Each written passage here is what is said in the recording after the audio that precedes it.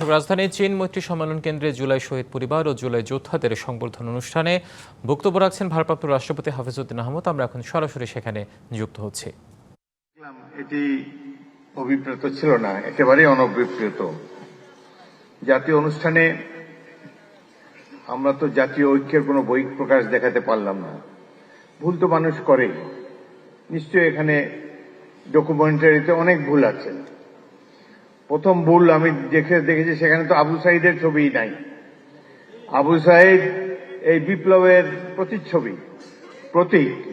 তার ছবি না থাকলে এটা কোনো ডকুমেন্টারি হলো না। সেখানে আরো নাই দেশনেত্রী বেগম খালেদা জিয়ার ছবিও তো নাই।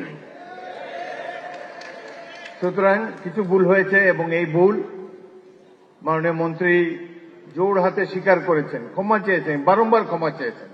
তারপর তো শান্ত হওয়া উচিত এই ধরনের একটা জাতীয় অনুষ্ঠানে। এটাকে পুষে সংসদের মতো একটা ওয়াকআউট, এটি বাঞ্ছনীয় নয়। আমি লক্ষ্য করেছি মাননীয় সংসদ সদস্য আক্তার, তিনি তার অনুসারীদেরকে প্রশমিত করার চেষ্টা করেছেন, কিন্তু বাংলাদেশের নেতাকে তো মানে না সহজে অনুসারীরা।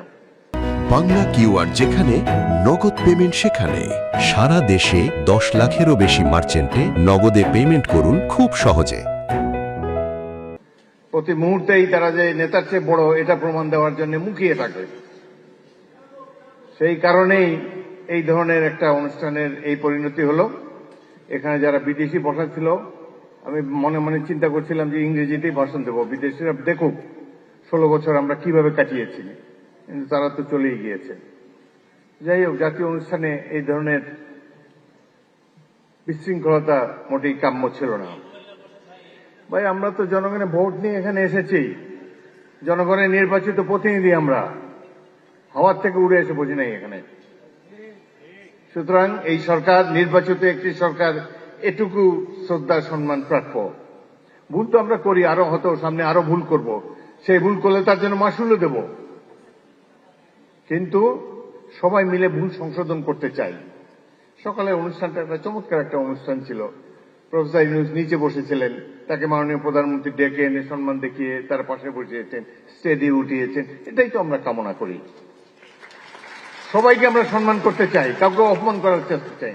এখানে বক্তব্য দেওয়ার সময় কেউ বুয়া বুয়া বলে চিৎকার করে, রাষ্ট্রীয় অনুষ্ঠানে কি এগুলো মানায়? কবে আমরা শিখব? যাই হোক, অত্যন্ত দুঃখজনক। আমি আরো বেদনার্থ হয়েছি, অভিভূত হয়েছি। মা তার অন্ধ ছেলেকে নিয়ে এখানে দাঁড়িয়েছেন। তার ছেলেটি চোখ হারিয়েছে গণতন্ত্র পুনরুদ্ধারের জন্য, আইনের শাসন কায়েম করার জন্য। আজকে তারা আমাদের সামনে এসে দাঁড়িয়ে যদি মর্যাদাই না পান, তাদেরকে যদি আবারও ছোটখাটো চাওয়া পাওয়ার জন্য মন্ত্রীদের দ্বারা দ্বারে ঘুরতে হয়, সেটি জাতির জন্য লজ্জা। আমি আপনাদেরকে আশ্বস্ত করতে চাই, এখানে দুজন মন্ত্রী, নিচে জুনায়েদ সাকিব মাননীয় মন্ত্রী চমৎকার বক্তব্য দিয়েছেন। এই সরকার তো আপনাদের নির্বাচিত সরকার, আমরা ভুল করলে আমাদেরকে শুধরিয়ে দিবেন।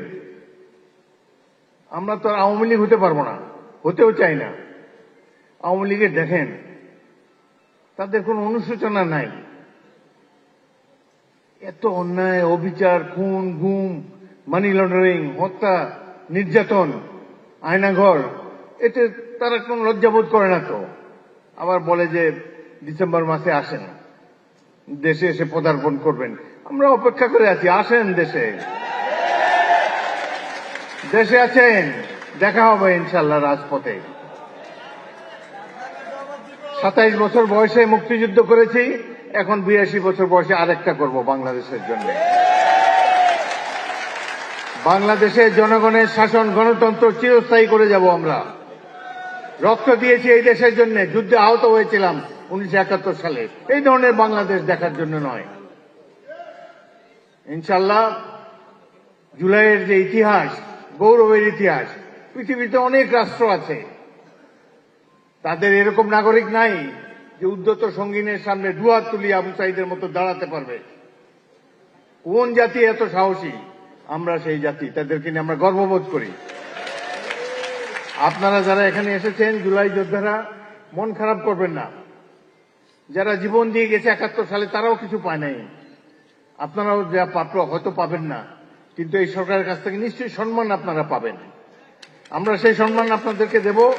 গরিব দেশে যতটুকু সাধ্য আছে সবকিছু উজাড় করে দেব আপনাদের কল্যাণের জন্য।